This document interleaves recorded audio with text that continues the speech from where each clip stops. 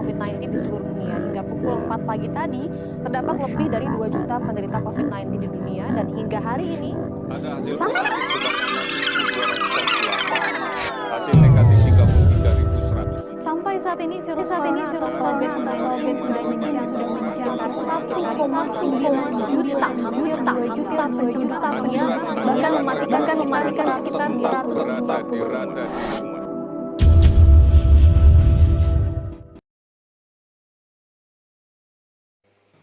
Depok ialah sebuah kota yang menjadi pintu masuk serangan makhluk kecil yang paling dibenci masyarakat dunia untuk masuk ke Indonesia. Saat perbatasan tanah air dan negara tetangga sedang diantisipasikan untuk segera lockdown, makhluk kecil itu dengan santainya diam-diam melewati penjagaan ketat dan mulai membuat pangkalan militer yang merugikan sekaligus membuat peradaban baru yang merusak tatanan peradaban yang sudah ada. Bunyi yang selalu kudengar setiap harinya, yang menggetarkan seluruh jiwa dan ragaku, yang seolah memaksaku untuk segera pergi dari medan perang yang hampir kumenangkan dalam mimpiku. Kegiatanku hari ini tidak ada yang berbeda, hanya mengikuti alur yang tak jelas entah kemana. Tak ada yang berubah, mulai dari fajar menyingsing sampai bulan yang muncul dari cakrawala. Sungguh, tak ada cara lain agar aku bisa terhindar dari aktivitas tersebut, kecuali menambah jam tidurku untuk menikmati ritual di alam bawah sadar yang tidak bisa sering kudapatkan.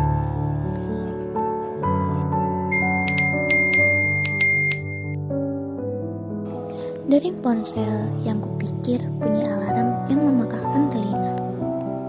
Oh, ternyata Pak Dodi, seorang wali kelas yang sangat berdedikasi di jabatannya. Beberapa saat kemudian, aku menjawab pesan dari beliau.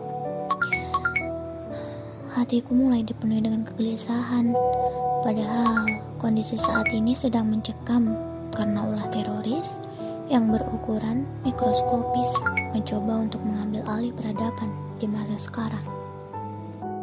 Dan aku diminta untuk pergi di tengah pertempuran yang sedang terjadi. Sungguh insan yang sangat berbudiman. Waktu menunjukkan jam 8 pagi dan aku harus segera berangkat ke sekolah. Tak lupa memakai benda bernama masker. Aku segera bergegas pergi ke sekolah. Memang ini cukup menyebalkan, karena orang-orang mulai menjauhiku saat aku mengenakan masker. Kenapa ya?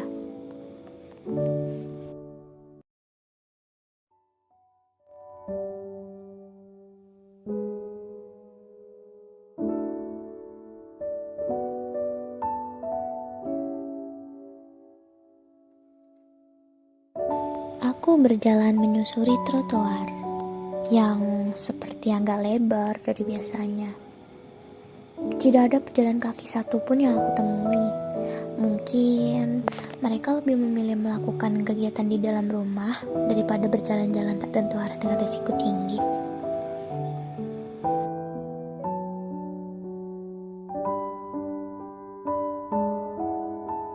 Sesampainya di sekolah, semua murid diwajibkan memakai masker dan dilarang berkerumun.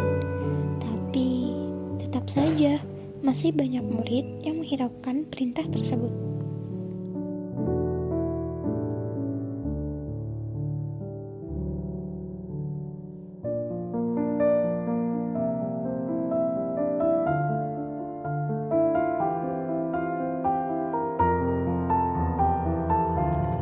Bahkan bangku yang seharusnya diisi 2 murid menjadi 1 sekarang, karena antar murid tidak boleh saling menyentuh. Jam menunjukkan pukul 12 siang dan bel pulang sekolah pun berbunyi. Kring.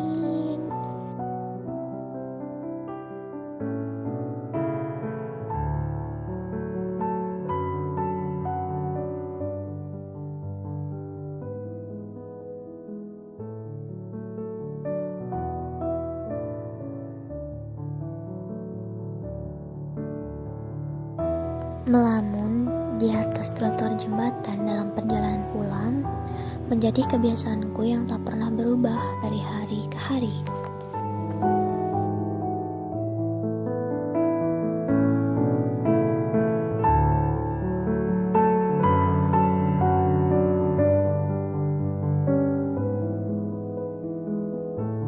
Di tengah perjalanan, saat aku melewati taman, tiba-tiba turun hujan.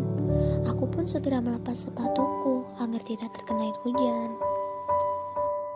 Di taman, aku melihat dua orang wanita sedang duduk di kursi. Mereka berdua adalah murid kelas 12 yang merupakan kakak kelasku sendiri.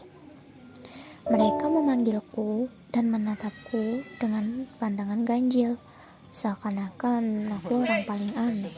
Ih, apaan sih? Lebay banget orang hujan-hujan juga pakai masker. Paling dia tuh mukanya jelek paling ya. Ih, lebay banget kan.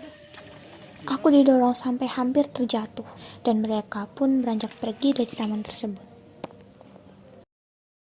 Aku menceritakan kejadian tersebut kepada sahabatku yang bernama Billy, dan keesokan harinya ia memberiku pesan yang membuatku terkejut.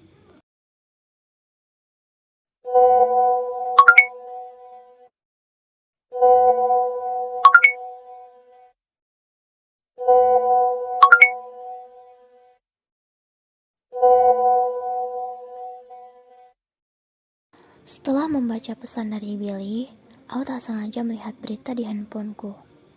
Sejumlah warga desa Karangtengah, Kecamatan Cilongkok, Banyumas tetap menolak desanya menjadi tempat pemakaman jenazah pasien COVID-19. Aku tertegun tanpa bisa berkata apa-apa.